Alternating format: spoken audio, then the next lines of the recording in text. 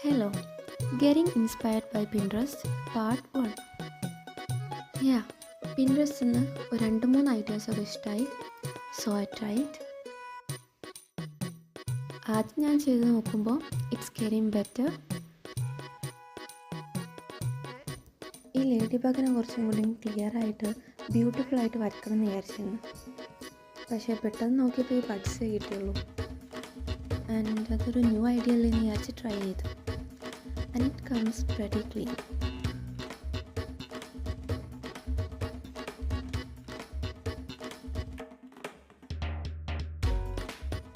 And ഇതെന്താണെന്ന് വിചാരിച്ച് confused ആവണ്ട.